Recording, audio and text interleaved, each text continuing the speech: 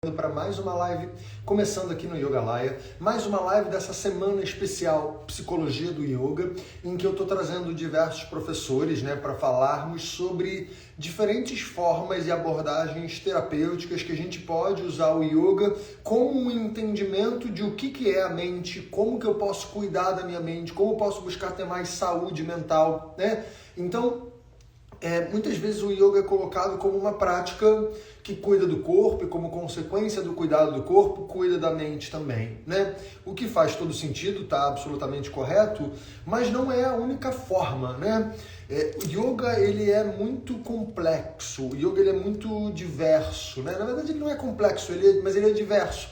Existem muitas possibilidades de interpretação sobre o que é yoga, existem muitas possibilidades de botar o yoga em prática, E hoje em dia, aqui no Ocidente, parece que a única forma de colocar o yoga em prática é fazendo práticas de asana, O que não necessariamente é assim.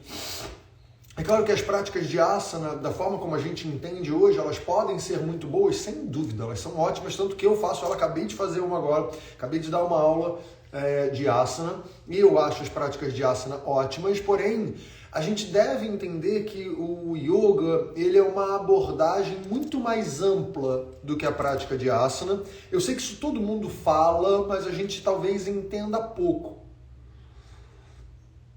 Tomando aqui meu cafezinho com leite vegetal nessa xícara mais fofa que eu ganhei de uma aluna, da Raquel, que é eu e a Bruninha. Olha que maravilha. Mas então, a gente pode ver, segundo alguns textos e segundo algumas abordagens de yoga, o yoga não é a prática de asana. A prática de asana ela pode ser usada dentro de uma estratégia de yoga. E isso é um ponto muito importante e talvez até um pouco delicado da gente falar sobre como a prática de asana hoje ela é feita sem uma estratégia. Ela não é necessariamente feita segundo a abordagem que o yoga propõe. Quando a gente vai ver textos como, por exemplo, Yoga Sutra, como Yoga Rahasya, como Yoga Yagnavalkya, são textos que mostram o yoga como uma estratégia. Como uma estratégia para diminuir o sofrimento. A partir da diminuição de sofrimento eu vou adquirindo mais clareza, a partir da aquisição de clareza eu vou conseguindo ir mais fundo nas experiências, conforme eu vou indo mais fundo nas experiências eu vou tendo uma referência nova sobre o que é eu, sobre como que essa minha essência se comporta, e a partir dessas novas referências eu vou mudando a minha forma de interação com a realidade. Então o yoga ele não é só uma prática de asana, que a partir da prática de asana a minha vida se resolve. Às vezes a gente tem essa ilusão um pouco equivocada de que eu vou acordar, vou fazer práticas de asana, vou fazer a postura do guerreiro, vou fazer uma invertida, vou fazer um kakasana, e a partir daí os meus problemas vão se acabar. Mas foi mal, eles não vão, Eles não vão. O seu sofrimento não vai necessariamente diminuir porque você faz posturas. Elas não vão fazer isso tudo, As posturas, segundo um texto, por exemplo, chamado Yoga Sutra de Patanjali, que é uma grande referência para mim, sem dúvida é a minha maior referência, A gente vê lá claramente que o yoga, o asana, ele serve como uma prática para trazer um pouco de estabilidade. Como a gente está muito inconstante, E olha como é interessante, Por isso que a prática de asana hoje é de fato tão importante, porque a gente está muito instável, a gente vive numa sociedade muito instável, as coisas mudam muito rápido, e por isso a gente realmente precisa cuidar para ter estabilidade. Porém, ter estabilidade não resolve a vida, não resolve o seu sofrimento, não resolve as suas angústias, não resolve aquelas coisas que te tiram o sono, E aí a gente tem que começar a entender o yoga de fato como uma estratégia terapêutica. O yoga, sim, é um processo terapêutico, Porque eu dou aula em várias formações de professores, já dei aulas com várias turmas e várias pessoas diferentes, e não é incomum a gente ouvir que yoga não é terapia, mas é terapêutico. Essa é uma frase que eu já ouvi bastante. É uma frase bonitinha, é uma frase que faz sentido, porém eu não concordo muito com ela. O yoga é sim um processo terapêutico, É sim terapia. Pode ser, né? Claro que ele pode não ser também, como muitas vezes ele não é um processo de terapia, porque ele não tem uma estratégia terapêutica, ele não tem um acompanhamento terapêutico e ele não tem esse cuidado de fato, individualizar o processo. Que isso existe dentro da tradição de yoga, muito bem escrita em diversos textos, né? Até, por exemplo, a Bhagavad Gita, que é um texto que não é um texto técnico, é um texto mais alegórico e que tem muitas camadas de conhecimento ali. Ali a gente vê, né, na Bhagavad Gita, que é um texto muito conhecido, a gente vê um processo terapêutico acontecendo, né? A gente vê Krishna orientando Arjuna terapeuticamente para que ele saia de um lugar de sofrimento e vá para um lugar de clareza. Isso está descrito na maioria dos textos de yoga, né? É porque, vou começar do começo, né? Existem duas abordagens básicas do que é yoga. Existe o que a gente chama de Prana Samyamana Yoga, né? Que são yogas de aprofundamento e manipulação do prana, tá? Que é uma abordagem mais técnica, é uma abordagem mais... Ah, Edson tá aí, queridão. É uma abordagem que faz com que a gente manipule a nossa energia de maneira sutil, né? Usando técnicas como pranayama, como asana também, né? Como bandhas, como mudras, né? Várias técnicas que vão fazer com que eu controle e manipule a minha energia. Isso é o que a gente chama de Prana Samyamana Yoga. Isso tem um objetivo, né? Que é me levar para um estado de consciência expandido que vem através de práticas muito intensas. Não é o que a gente faz hoje, né? Mas se a gente for ver os textos de Hatha Yoga, por exemplo, como Gheranda Samhita, como Shiva Samhita, como Hatha Yoga Pradipika, que são as práticas que falam de técnica, né? Pranayama, asana, bandhas, mudras, né? Essas coisas. Você vai ver que as práticas não são como a gente faz hoje, né? Hoje em dia a gente faz algumas práticas que são práticas quase que de bem-estar, né?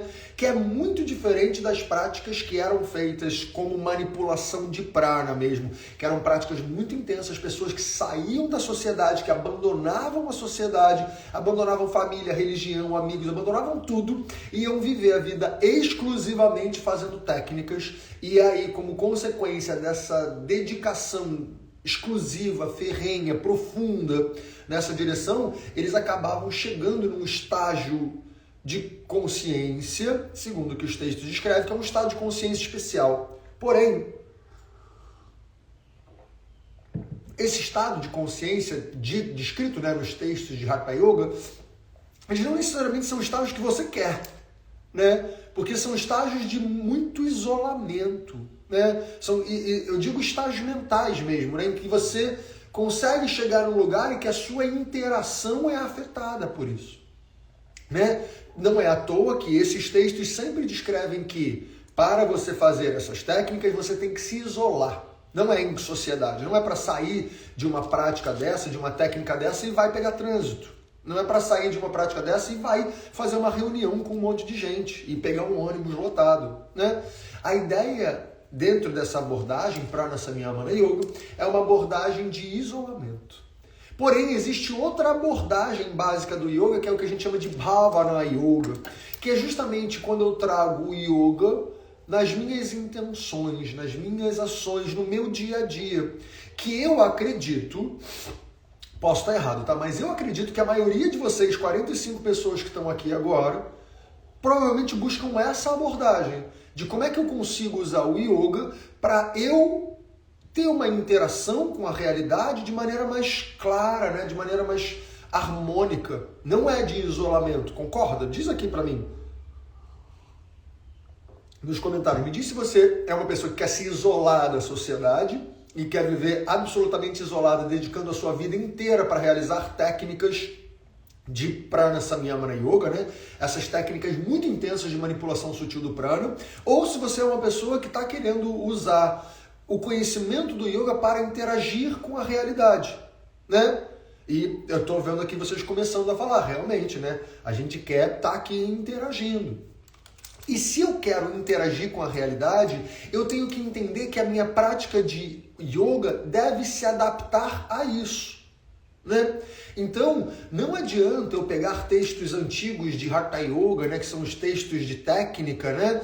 E eu quero só executar esses textos de técnica sem levar em consideração o que ele fala, né? Por exemplo, a Adriane, terapeuta energética, fala, eu quero os dois. Só que os dois são coisas diferentes, né? Os dois são para pessoas diferentes, em momentos diferentes e com qualidades diferentes. A gente pode até querer os dois, mas não necessariamente ao mesmo tempo, né? Porque, é lindo, né, esse elefante aqui, é bonito mesmo. Porque qual é a questão? Se eu quero interagir com a realidade, se eu tenho família, quero interagir com os meus filhos, com as pessoas, né? Eu tenho que entender como que eu faço isso. E a Rose fala, né? A Rose Yoga Massagem Personal fala assim, às vezes tenho vontade de me isolar por um tempo, por um bom tempo. Isso faz todo sentido e eu vou falar sobre isso, tá? De tempo em tempo precisamos de um retiro. Concordo, absolutamente, né? Porém, a gente quer um retiro para voltar. Não é isso que os livros de Hatha Yoga falam. Eles falam de realmente você abandonar a sua família, amigos, religião, crenças e tudo, para você dedicar a sua vida inteira para isso. Que não é o que a gente quer. A gente às vezes segue esses textos sem entender o que esses textos estão falando e para quem que eles estão falando. E tem diversos textos que falam, beleza, você quer interagir em sociedade? Você quer atuar de maneira mais coerente com o que está sendo pedido? Você quer manter uma mente mais serena, mesmo contando com todas essas coisas que nos atravessam? Beleza, existe um processo terapêutico para isso. Existe o yoga enquanto abordagem terapêutica. Não é à toa que eu coloquei o título da live hoje, né, de A Psicologia do Yoga, porque essa é realmente uma abordagem que existe. E a gente pode usar como texto, como referência, diversos textos, né? Esse texto, essa expressão, né, psicologia do yoga não é minha. Essa referência, ela vem do George Knack, que é um grande professor da minha linhagem de professores também. Não é o meu professor direto, mas é um professor com quem eu já estudei. Ele também é da linhagem de Krishnamacharya e Desikachara. Que é justamente essa abordagem que quer cuidar. Quer cuidar como, Caio? Vamos lá. Vamos entender o que é esse processo terapêutico do yoga, né? O que é esse processo psicológico do yoga, ou seja, um processo de cuidado com saúde mental. Como é que a gente faz isso, né? Primeiro, vou deixar isso claro, não é só fazendo asana. Não adianta, segundo essa abordagem, eu fazer práticas de asana diariamente se eu não tiver outros cuidados, né? Se eu não tiver outras abordagens que me nutrem e que me fazem, a partir desses cuidados, eu de fato ter uma eficiência melhor, né? Só um parênteses aqui, o Fernando pergunta, né? Professor, mas essas modificações dos textos não alteram a essência primordial e dão resultados diferentes? Com certeza, né? Com certeza, o fato da gente não estudar suficiente, e foi mal, tá? Mas é meio que isso. Hoje em dia a gente não quer estudar yoga, a gente quer fazer, né? Só que quando a gente simplesmente faz as coisas sem ter uma base de conhecimento teórico por trás, a gente fica meio perdido. Isso quem está falando não é Caio, é Paulo Freire, por exemplo, né? Que ele fala sobre a importância da praxis, né? Praxis sendo o conjunto, a união de prática com conhecimento teórico por trás que dá base a essa prática. E hoje em dia as práticas de yoga, elas estão sem base teórica por trás. Tem uma base teórica muito rasa, né? Bora ser honesto, que tem uma base teórica muito rasa. Aí a Ali Ferreira Ribeiro fala, o que me leva a fazer asanas são as escrituras. Quais escrituras? Ali e Ferreira Ribeiro. Porque quando a gente vai ver a maioria das escrituras, elas não têm essa menção à asana como a gente faz hoje, né? É bem diferente a forma como se passava a prática de asana, como a gente faz hoje, né? Que hoje é uma prática de 1 hora, que tem uma musiquinha, que tem uma coisa, né? Por exemplo, se a gente for ver os textos de Hatha Yoga, eles dizem que é o oposto disso, né? Se eu quero fazer uma prática técnica de manipulação do prana, por exemplo, segundo Hatha Yoga Pradipika, no primeiro capítulo, que é quando ele explica para quem que é esse texto e quais são a base, os fundamentos para quem quer executar esse tipo de prática, a primeira coisa que ele fala é: você tem que se isolar da sociedade, da família, dos amigos, da religião, de tudo. Você tem que morar isolado, construir uma casa sem nenhuma dispersão visual. Então, por exemplo, elefante bonitinho, plantinha, quadro do Buda, nada disso deve ter. Incenso, cheirinho, musiquinha, nada disso deve ter.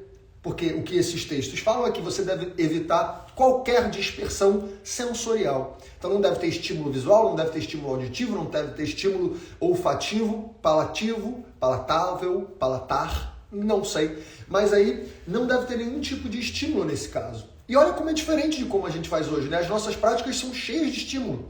Tem musiquinha, aí tem incenso, aí tem um monte de imagem, aí tem uma professora falando com uma voz aerada e tudo mais, e papapá. A Adriana falou que com certeza não existia um tapete de yoga. Exatamente. E isso, o que eu estou querendo dizer, não é para a gente desvalorizar o que a gente faz hoje, é para a gente entender onde que isso se encaixa dentro de um processo terapêutico, né? Que existe esse processo, existe essa orientação, existe esse caminho. Então, de maneira nenhuma mesmo, eu estou falando que o que a gente faz hoje está errado. Eu só acho, minha opinião, segundo, por exemplo, usando o Yoga Sutra como referência, que a gente faz meio desconexo do resto todo, né? A gente quer só fazer a prática de asana porque ela é gostosinha, porque na verdade a gente está mexendo com o corpo, a gente quer mexer com o corpo, tem uma questão estética, tem uma questão de vaidade envolvida, de você conseguir fazer asanas, de você conseguir fazer coisas novas e ganhar mais flexibilidade. Tem, bora ser honesto, porque tem a vaidade envolvida aí. E a gente está estimulando a vaidade, aumentando a vaidade, muitas vezes, se a gente faz só as práticas de asana, com essa ideia de desafio, de beleza, de estética, de flow, sem cuidar do resto. Não estou falando que o desafio, a estética, o flow está errado. O que eu estou falando é que a gente tem que entender que isso deve ter uma estratégia por trás. E qual é a estratégia que, por exemplo, Patanjali propõe? Patanjali propõe que o nosso processo do yoga, o caminho pedagógico que o yoga propõe, ele tem algumas etapas. Isso não são os 8 angas, né? Não são os 8 membros do yoga, falando aqui principalmente para quem já conhece esse termo, né? E esses conceitos. Bom dia. Então, o processo terapêutico do yoga, ele começa... É muito interessante a forma como Patanjali fala que o processo terapêutico do yoga deveria começar. E ele começa quando a gente muda as nossas ações. Quando a gente vai ver no Yoga Sutra de Patanjali, segundo capítulo, primeiro sutra, né? Patanjali fala Tapaha Swadhyayam Yeshwara Pranidhanani Kriya Yogaha. Então ele está falando de Kriya Yoga, ou seja, o yoga na prática, o yoga nas suas atividades, o yoga nas ações. Ele começa quando você transforma as suas ações. Ou seja, antes de fazer asana, por exemplo, né, isso segundo Patanjali, eu deveria estar agindo diferente. Segundo esse sutra, né, a gente deveria estar agindo de maneira muito adequada. Então a primeira busca do praticante de yoga, isso nem estou entrando no aspecto terapêutico ainda, é qual é o melhor que eu posso fazer agora? E o melhor, não o melhor para um resultado, e sim o que cabe agora. Qual é a ação que agora é absolutamente adequada? O exemplo que eu sempre gosto de dar, eu tenho que comprar um brinquedinho desse, porque eu falo isso tanto, né? Aquele brinquedo de criança que tem um quadrado, um triângulo, uma bola e uma estrela, né?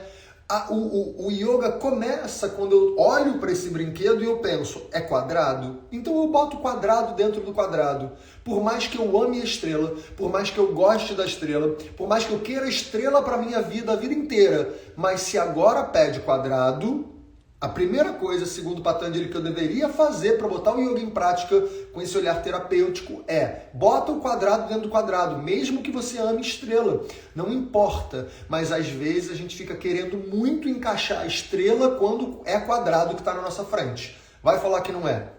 Você fica, pô, eu não queria que fosse assim, quero forçar a entrar aqui o meu desejo, o meu sonho. Agora minha esposa está me pedindo uma coisa, mas independente do que ela está me pedindo, independente do que minha casa está precisando, eu vou correr atrás dos meus sonhos, porque é o meu sonho que importa. Você está querendo enfiar a estrela onde é quadrado. O yoga começa, segundo Patanjali, de outro jeito. Não é quando você faz o que você quer. Não é quando você faz o que você gosta, é quando você reconhece o que precisa ser feito e você vai lá e faz de maneira encaixada. Exatamente. Esse é o começo do yoga. E só isso já é uma prática investigativa muito profunda, diária, constante, o tempo inteiro. Não tem um momento do dia que não caiba essa investigação, né?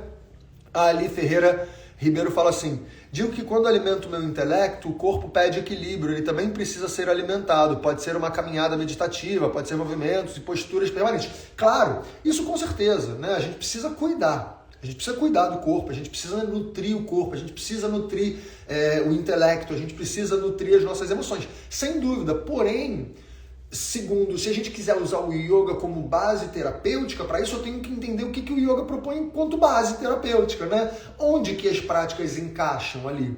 E é isso que a gente vai entender. Quer dizer, eu vou trazer essa introdução a esse conhecimento hoje.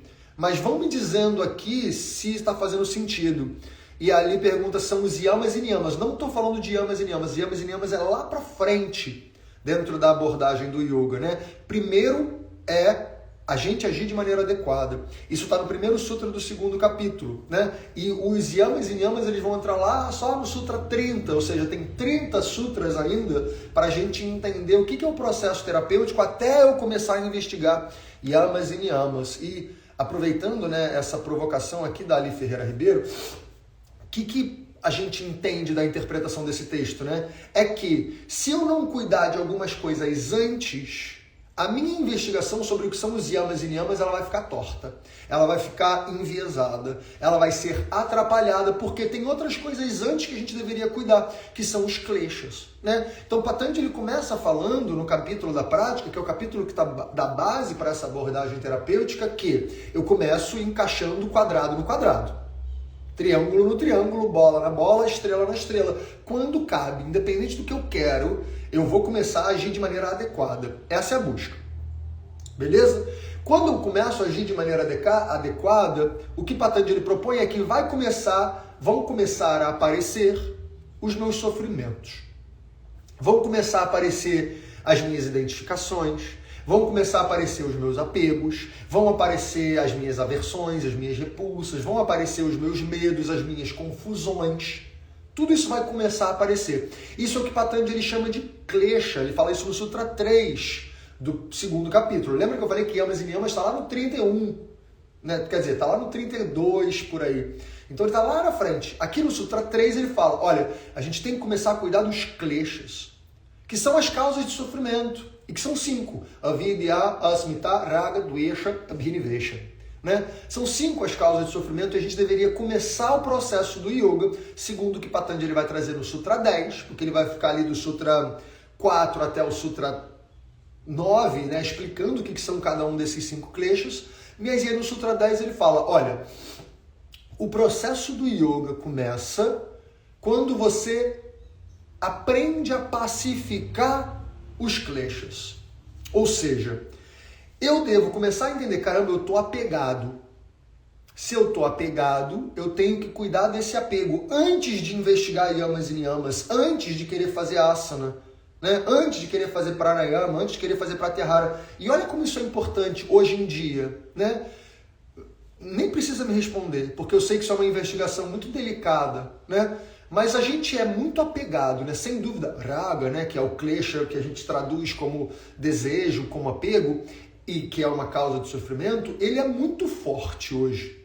Muito, sempre foi, né? Mas hoje está mais forte ainda pelos estímulos que a gente tem. Então, bora confessar de você para você mesma, de você para você mesmo, né? Que a gente faz a prática de yoga cheio de apego. Que você quer fazer a postura, que você quer chegar no resultado, que você tem um apego a uma certa performance ali, que tem uma identificação com esse papel do praticante, do personagem do yoga. Não tem. Bora ser honesto.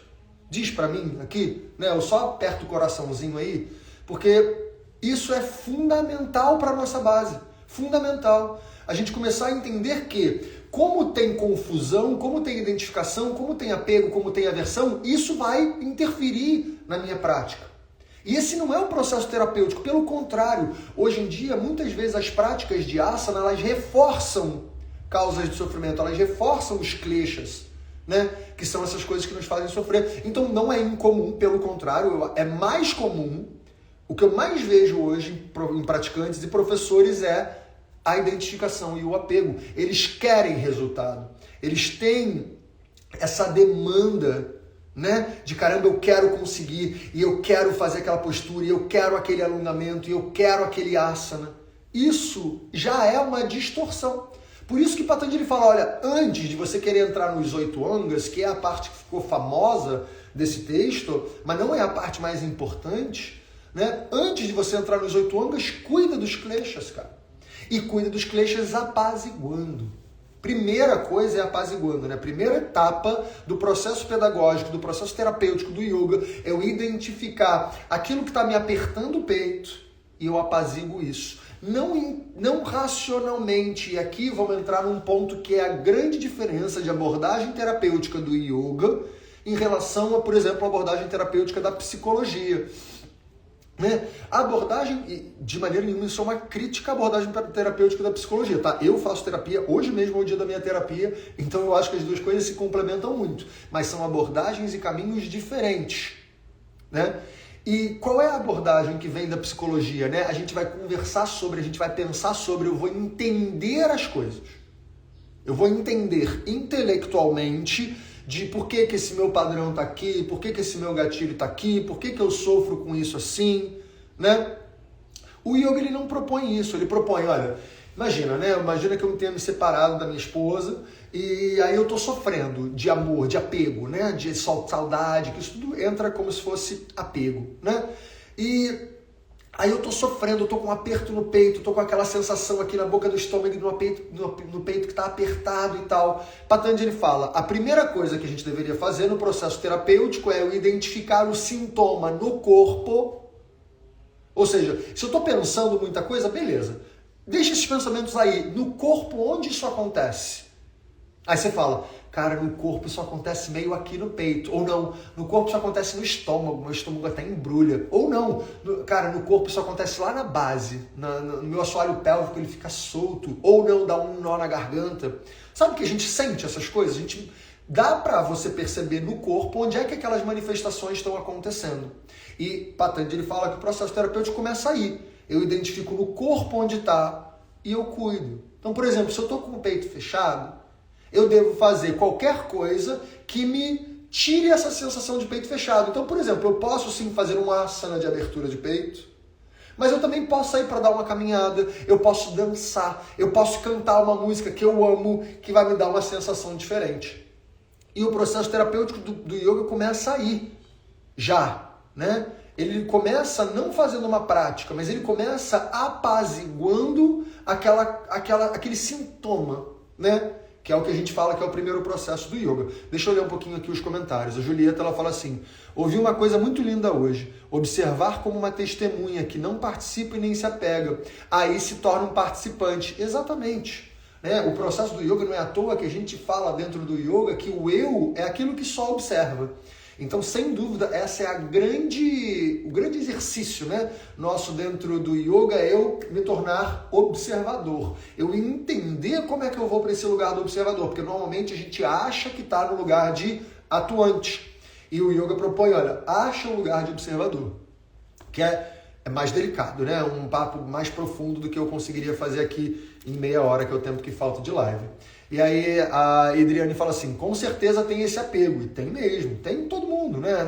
Eu falo sem sombra de dúvida, em mim tem, eu me pego direto, eu que já faço observação e me estudo nesse processo há anos, com base nesse texto, com base nesse processo terapêutico, direto eu me vejo fazendo um asana me apegado ao resultado, à performance dele, ao visual dele, à estética dele. Ah, mas eu não consegui, toda hora isso vem. E eu vejo que vem e eu tento não me identificar. Às vezes eu consigo, às vezes não. E tá tudo bem. Nada do que eu tô falando aqui é pra gente começar a achar que tá errado, tá? Porque não é sobre estar errado. É sobre a gente estar aberto para entender uma nova camada e a gente botar essa nova camada em prática, né? Nada do que alguém fez aqui tá errado. Pelo contrário, tudo tá valendo desde que a gente esteja aberto para perceber coisas novas e continuar a nossa caminhada, né? Aí a Vani Yogini fala, eu sempre quero fazer posturas tranquilas. Exatamente. Isso pode ser um apego a posturas tranquilas ou uma aversão a posturas avançadas, né? Mas é porque não é sobre a postura tranquila ou não tranquila, é qual é a postura que cabe. Que é aquele papo que eu falei, né, do brinquedo de criança, e que é muito difícil, principalmente para pessoas que não têm muita experiência, né, que é, cara, qual é o asana que eu faço? Sei lá, né, a maioria das pessoas me fala, sei lá qual é o asana que eu faço, eu escolho pelos asanas que eu gosto, eu escolho pelos asanas que eu acho bonito, eu escolho pelos asanas que eu sinto que me fazem bem. Tá, mas qual é aquele asana que cabe aqui, exato? Não sei. Não sabe, a gente não sabe mesmo, porque a gente não foi treinado para isso. A gente foi treinado para uma prática de asana que estimula a vaidade. Foi mal, mas essa aqui é a realidade, pelo menos dentro da minha perspectiva, né? E a Ali Ferreira Ribeiro fala assim, tem mesmo, mas na época que fazia sadhana às 4 da manhã, não dava para ter apego. O ego não tinha acordado ainda, faz sentido. Mas, por exemplo, Ali... eu vejo muitas pessoas mesmo, tá? E eu recebo alunos de muitas tradições diferentes, escolas diferentes. Muitos alunos que vêm, às vezes, super apegados a essa prática 4 horas da manhã, porque a prática tem que ser às 4 da manhã, que tem que ter 1h15, que tem que ser desse jeito, que tem que ter esse asana, que tal. Não pode ser se não for diferente. Isso também é apego, né? Por mais que seja um apego não acordado ainda, é um apego enraizado que muitas vezes acontece aí, né? Que a gente tem que tomar muito cuidado com ele. E aí a Adriane falou, mas isso de querer fazer asana mais avançado não é do nosso ser? Eu gosto de me desafiar como ser humano. Exatamente, Adriane. É do nosso ser, é do nosso padrão, é do nosso condicionamento. E o que o yoga busca é libertação, kaivalya, né? O objetivo do yoga é kaivalya, é eu estar livre dos padrões que regem a nossa consciência, né? Dos padrões que regem a nossa mente. E esse padrão do desafio, do que eu sou ser humano e que eu preciso me desafiar, isso é um padrão, isso é um condicionamento que é muito da nossa era, né? Isso não é a essência do ser humano. A essência do ser humano é buscar segurança. Que isso não é nenhuma essência, isso é um instinto.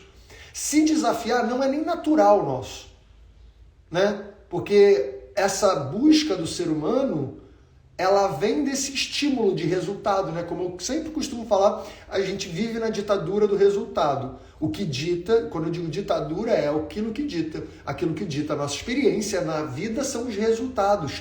E se são os resultados que ditam, é claro que a nossa vida fica moldada por isso. Mas isso não quer dizer que é da essência, né? Querer fazer asanas mais avançados, eu não acho que é da nossa essência, isso é estimulado por uma sociedade que busca resultado, que busca estética, que busca performance. Aí, como resultado dessa sociedade que você tá, eu também tô, então não é para você achar que você tá errado e que isso é culpa sua, né? Mas é pra gente entender que isso vem dentro de um invólucro que faz com que pareça que é super natural do ser humano querer fazer asanas mais avançados, mas não necessariamente. Depende, cabe fazer asanas mais avançados ou não cabe? Porque muitas vezes o que acontece? Eu tô precisando me cuidar, mas eu tô querendo fazer asanas mais avançados e ao invés de me cuidar, eu tô lá me forçando. Isso não é yoga. Isso pode parecer que é. Isso pode dar para botar uma roupa do yoga, né? Mas não é, segundo Patanjali. Porque o yoga ele começa apaziguando os kleshas, e um dos kleshas é raga, que é o desejo. Esse desejo de querer sempre mais, esse apego ao resultado, à performance, né? E sim, o processo do yoga não é um processo de tipo assim, vamos abraçar todos os nossos condicionamentos e ser assim porque eu sou assim. Não, o processo do yoga é bora quebrar esses condicionamentos que não levam a gente para um estado de serenidade, para um estado de equanimidade, levam a gente para um estado de ansiedade, de agitação, de querer sempre mais. Bora quebrar esse padrão. É isso que o yoga propõe. Não aceitar ele e abraçar ele como se ele fosse a minha essência, né? Aí deixa eu continuar lendo aqui, né? O yoga é a contenção dos turbilhões da mente, da consciência. Mas a gente tem que entender como que faz isso, né? Felícia Neves, porque essa é a frase, segundo o Sutra de Patanjali, né? Yoga Chitta Vritti Nirodha. Ele muitas vezes é traduzido assim, mas como? Né? Como? E esse é o processo, é isso que Patanjali vem trazer no segundo sutra, né? No segundo capítulo, quando ele traz justamente a prática do yoga. Para chegar nesse estado de Yoga Chitta Vritti Nirodha, né, que é essa cessação dos turbilhões da mente, eu não gosto desse tipo de interpretação porque ele é muito reducionista, tá? Parece que é isso, mas não é isso, é muito mais profundo do que isso, né? Mas a gente tem que entender qual é a estratégia para fazer isso. E aí a Fê fala o seguinte: Caio, você é multiverso, mas nasceu para ensinar esses textos com a gente. Poxa, obrigado, que honra. Bom dia para quem está falando. Ontem eu escolhi uma prática analisando como estava o meu corpo. Seria esse o caminho? Sim, esse faz parte do caminho, mas a gente tem que entender, se o meu corpo está de um jeito, qual é o asana que me leva para onde eu quero ir, né? Qual é o asana que me leva para esse lugar de estabilidade? Qual é o asana, ou a técnica, ou a não técnica, porque pode muito bem ser não técnica, né? Eu posso simplesmente, por exemplo, espreguiçar pode ser asana, né? Pensar sobre, pode ser meditação, pode sim, né? Você fala, não, meditação é uma coisa específica, segundo quem? Né? Segundo quem que meditação é uma coisa dura, estrita? Que não é assim que vários textos falam, né? Analisar, sentir o corpo, isso está tudo correto, está tudo lindo, né? Mas o processo do yoga, ele primeiro a gente identifica aquilo que está fazendo a gente sofrer, qual das causas de sofrimento está fazendo a gente sofrer, eu pacifico esse sintoma que normalmente acontece no corpo, só que depois que eu pacifico esse sintoma, eu deveria ir fundo na investigação de qual é a causa, né? Então vamos lá. Estou falando da abordagem terapêutica do yoga, da pedagogia terapêutica do yoga. Primeira coisa, identifica o sintoma e pacifica.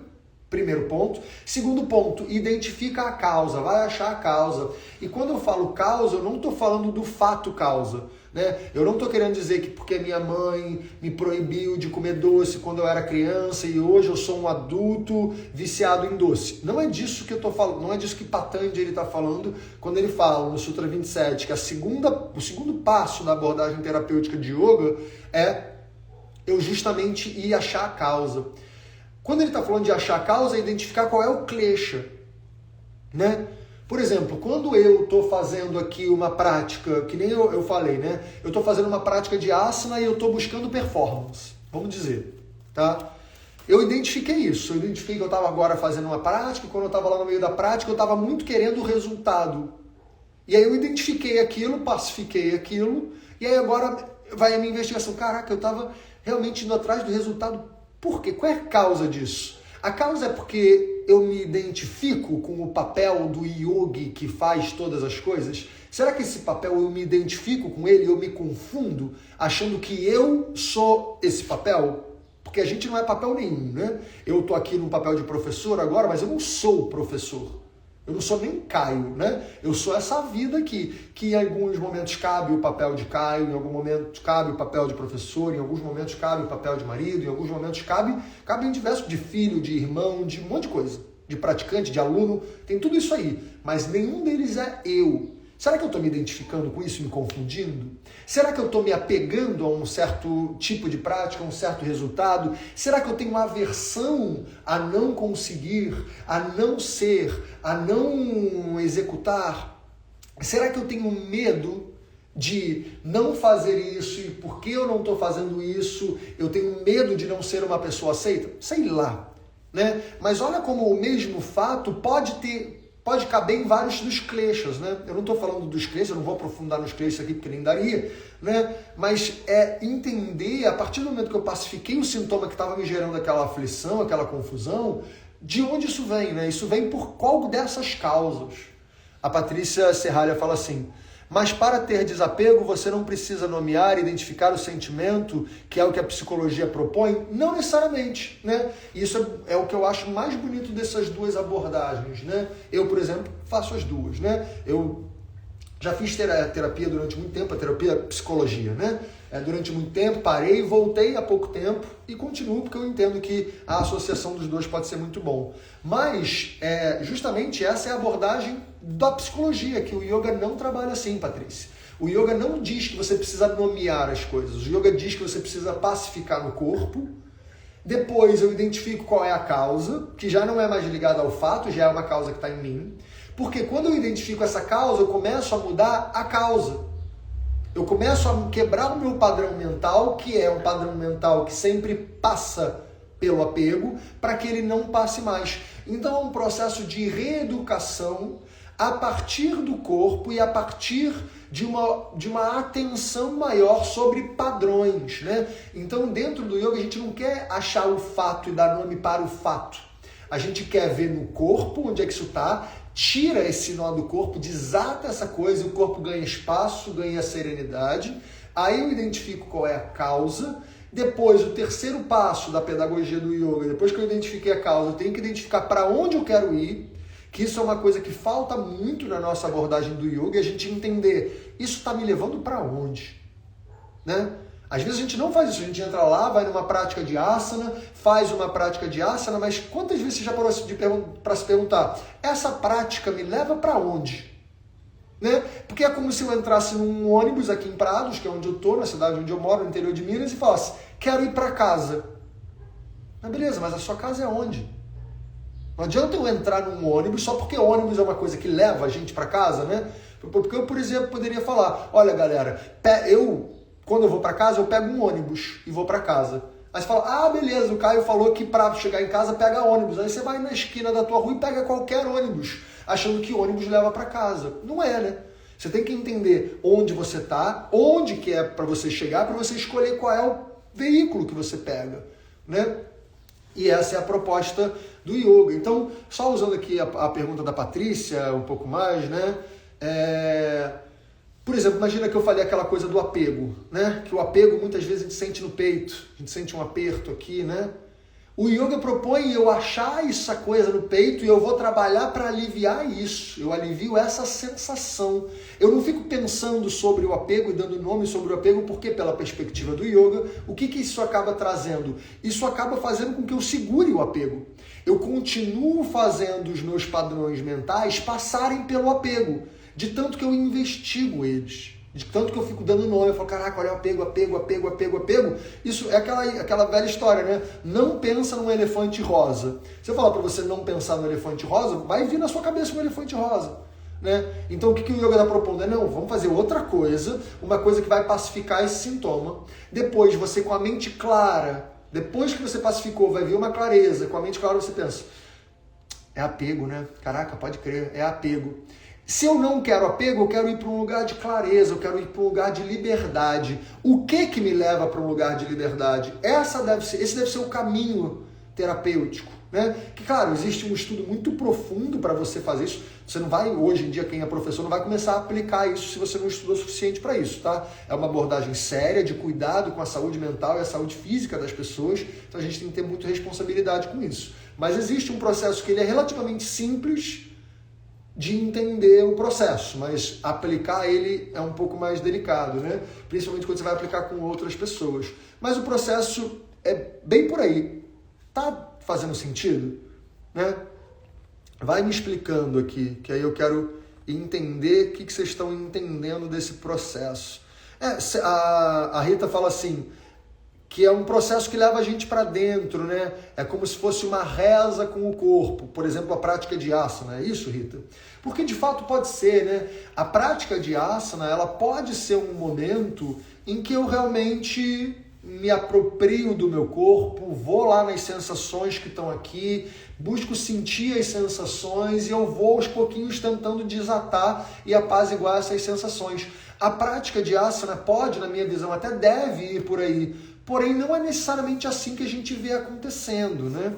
A gente vê práticas de asana que estimulam muito, que trazem muito movimento, que trazem muita agitação, que trazem muito desejo, que trazem muito apego, que trazem muita aversão, né? É só a gente ver. Então não é sobre a técnica. A técnica, ela depende de como é aplicada, né? E sem dúvida a gente pode usar a prática de asana como uma investigação diária de como é que eu tô e como é que eu apazigo o que tá. Mas para eu ter essa abertura de entender como é que eu tô e como é que eu apazigo o que tá, eu tenho que ter essa abertura de falar, cara, tem esse asana aqui que ele é maneirão, ele é bonitão, eu super quero fazer, mas hoje não cabe.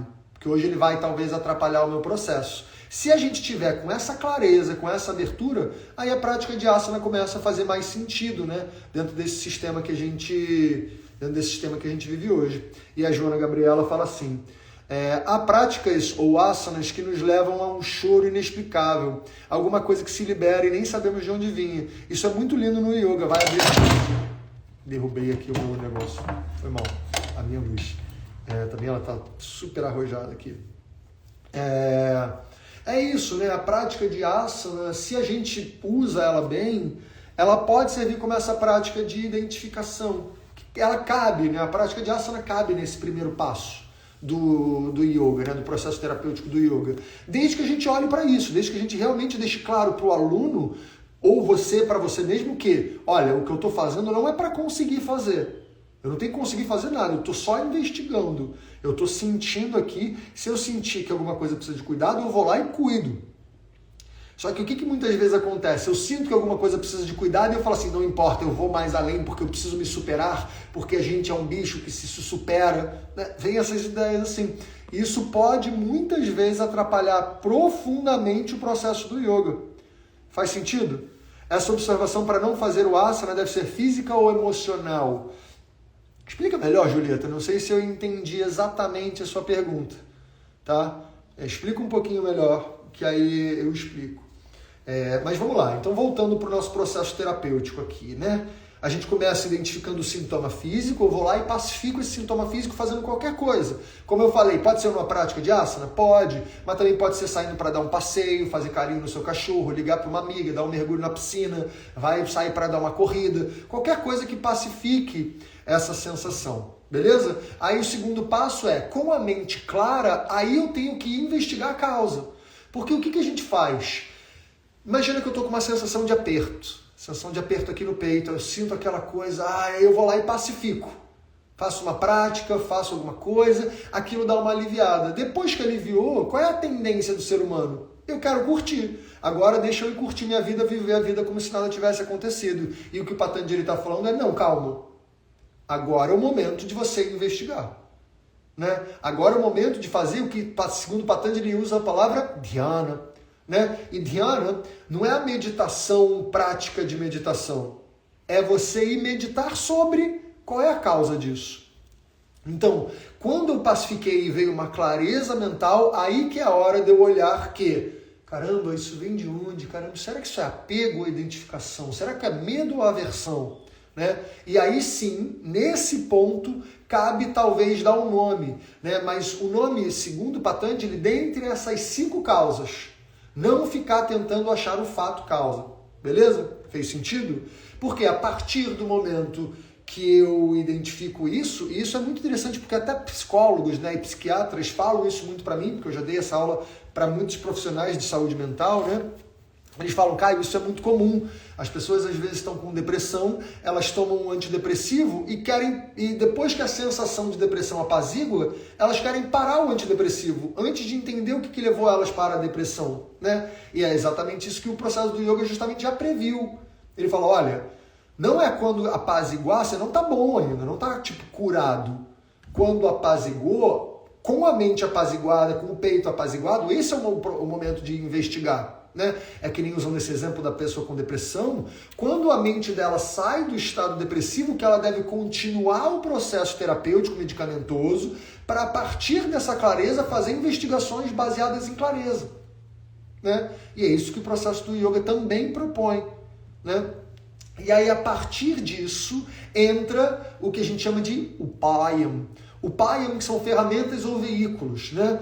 Ou seja, eu entendi onde é que eu tô, eu entendi para onde eu quero ir, e Patanjali dá uma proposta, né, de para onde a gente quer ir. A gente quer ir para o lugar de viveka, né? Ele usa essa palavra viveka que se traduz como discernimento. Ou seja, o que eu quero ter como resultado disso? Discernimento. Ok, eu quero ter discernimento, eu quero ter clareza.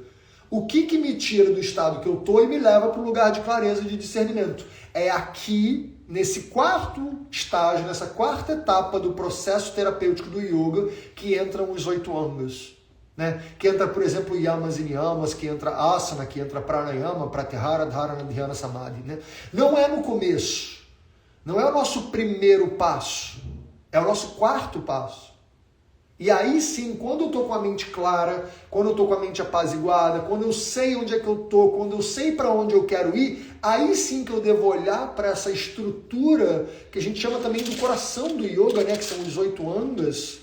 E eu olho, isso aqui está onde, né? Usando essas ferramentas, qual delas que agora me leva para esse discernimento? Por exemplo, vamos dizer aquele mesmo exemplo, vamos supor que eu me separei, e aí a partir dessa separação está me dando uma dor. Eu identifiquei essa dor, eu pacifiquei essa dor.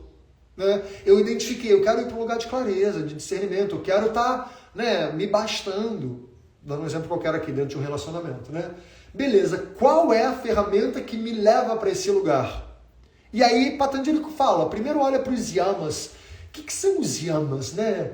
Os yamas são impulsos nossos. Muitas vezes eu vejo isso sendo traduzido como código moral, ético, como regras, né? Como preceitos éticos. E eu não gosto de ver assim, porque na verdade quando Patanjali fala dos yamas, ele está falando de impulsos que a gente tem. A gente tem esses impulsos. Né? A gente tem um monte de impulsos. A gente tem um impulso de ser violento. Olha para isso. Você está sendo violento com você? A gente tem um impulso de ser mentiroso. Tem, é só você olhar aí para dentro que você vai ver que tem. Várias vezes vem esse impulso de não ser verdadeiro. Você está sendo verdadeiro? A gente tem um impulso de se apropriar do que não é nosso. Você está se apropriando de algo que não é seu, não está aí. Né? Você está se apropriando disso? Você está exagerando? Né? O quarto yama, Brahmacharya, né? Ele é esse convite a uma investigação de, será que eu estou exagerando? Será que eu estou desejando demais a parigraha, o quinto yama, né? Será que eu estou desejando coisas que nem preciso? Só porque os outros têm, só porque eu vi, e eu estou perdendo aqui desejando essas coisas? Né? Percebe que isso é uma ferramenta que entra dentro dessa estratégia para me tirar de um ponto e levar para o outro. Mas eu já tenho que ter feito as minhas investigações antes, porque se eu ainda estou com a mente confusa e eu vou olhar, por exemplo, para esses impulsos, né, para a ahimsa, com a mente confusa, a chance de eu me confundir é gigante. Não é à toa que a gente vê isso demais, né? A gente vê pessoas usando a camisa ahimsa, são vegetarianas, são veganas, aí quando alguém não é vegano, a pessoa é violenta com ela. Ou a pessoa é violenta consigo mesmo. Né? Usando a camisa de ahimsa, sendo vegano, mas consigo mesmo ela se violenta. Ela fala, caraca, eu não consegui mais uma vez, porque eu sou uma bosta mesmo, eu só me atrapalho, eu sou horrorosa. A gente não está com clareza. Né? Então, a clareza tem que vir antes dessas investigações. E nos niyamas também. Né? A clareza tem que vir antes, porque o que é shaucha? Né? É eu buscar uma pureza mental. Então eu tenho que tomar muito cuidado de como é que eu estou me limpando, o que eu estou vendo, quais são as coisas que entram em contato comigo, né? Quais são as emoções que entram em contato comigo, quais são as informações que entram em contato comigo, quais são os locais com os quais eu entro em contato. Né? Isso é o caminho de shaucha. E aí depois vem também santosha, né? Que é um contentamento, ou seja, como é que eu posso entender que de fato essa realidade é a que tinha que ser? Porque normalmente a gente fica querendo que a realidade seja diferente do que é. Né? Então como é que eu olho para essas coisas? Né? Como é que eu consigo entender a realidade? Como é que eu consigo me empenhar muito, tapas, né? Como é que eu consigo me empenhar para manter o meu corpo limpo? Como é que eu consigo vencer os meus impulsos sensoriais e para que eu possa de fato comer aquilo que é adequado, ingerir aquilo que é adequado, dormir de maneira adequada, me movimentar de maneira adequada, né? Deixa eu ver mais algumas perguntas aqui. A investigação pós-pacificação é necessariamente através da meditação? Então, Gi, Disciplina Yoga, adorei o seu nome, Disciplina é muito bom. Gi, não necessariamente a meditação técnica de meditação, né? Porque isso a gente confunde muito. A gente esquece que meditação é uma palavra em português que cabe muitas coisas, né? E quando o Patanjali traz a palavra dhyana, aí confunde mais ainda, porque ele está trazendo uma palavra em outra língua, com outro conceito, a gente traduz por uma palavra na nossa língua que cabe em outras interpretações.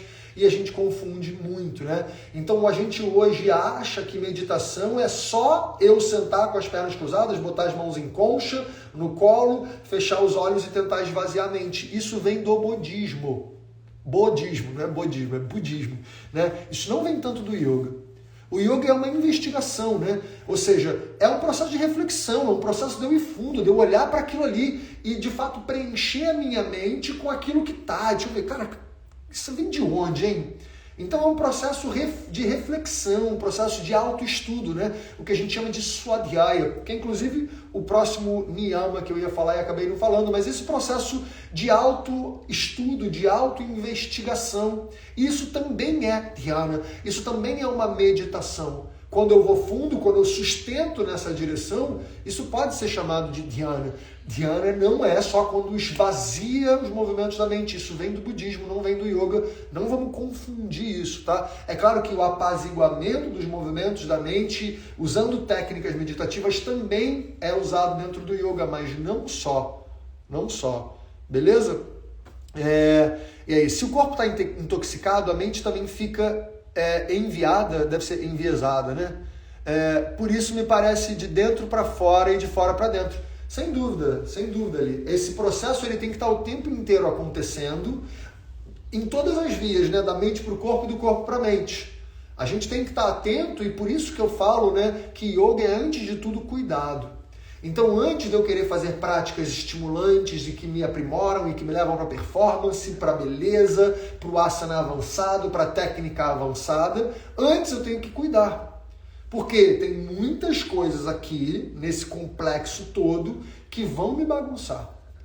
Beleza? Faz sentido? Como se concentrar e ter foco quando estamos angustiados com esse aperto no peito? Essa é a questão, Paulo Mahomed. Mahomed, é isso mesmo, né? Paulo, o grande lance é esse, né? Eu preciso pacificar isso antes. Não dá para eu me concentrar e manter foco se a minha mente está agitada e o meu peito está apertado, puxando a minha atenção para lá. E a gente faz isso de maneira bruta, né? Olha a violência, né? O rimsa aí acontecendo, né? Porque muitas vezes a gente está se cobrando foco, concentração, quando a mente não está. Isso é uma violência. Isso é uma busca por performance, por resultado. A gente não está querendo resultado. O objetivo do yoga não é focar no resultado. O objetivo do yoga é, o peito está apertado, não é a hora de ter concentração. Você não vai ter concentração. É honestidade, é satya, né? Ou seja, cuidado, porque se o seu peito está apertado, não é a hora que você vai ter concentração. Não se força para isso. Cuida antes. Eu sei que a sociedade pede outra coisa, mas o yoga não tem nada a ver com isso. O yoga é um processo que vem muito antes de um sistema capitalista que cobra resultados de todas as pessoas de maneira absolutamente surreal, né? Mas o yoga propõe que você identificou que está sofrendo, está apertado, vai cuidar, pô. Se cuida antes, não adianta eu querer ficar cobrando concentração quando você não está. É o que eu sempre brinco, né? Como se eu olhasse para essa parede aqui e pensasse, essa parede podia não ser bege, né? Podia ser verde. E não, ela é bege. Eu posso pintá-la de verde? Posso, mas aí é outra coisa. É diferente eu falar, vou pintar essa parede de verde, eu vou lá e pinto. Beleza, aí é super válido. É diferente de eu ficar pensando, caraca, essa parede podia ser verde, hein?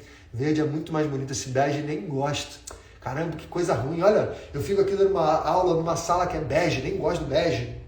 Olha como é que a nossa mente funciona, né? Ela faz isso. Ela fica querendo que a realidade seja diferente do que é. Faz sentido isso tudo que eu estou falando?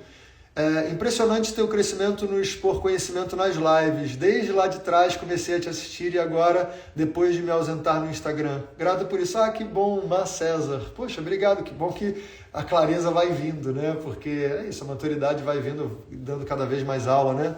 A cada dia amo mais o yoga, a Adrilhão fala. Difícil não apegar a esse caminho, Caio.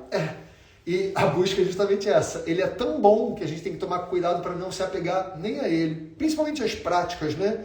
Porque a gente se apega muito às práticas. Daqui a pouco, não é incomum eu ouvir alunos que falam assim, não vivo sem a minha prática de yoga. E eu penso, eu não falo, mas eu penso, se apegou. Porque não é sobre isso, né? Não é você ficar preso a outra coisa. Faz parte, às vezes, do processo. Mas é sobre não se apegar, né? Beleza, galera?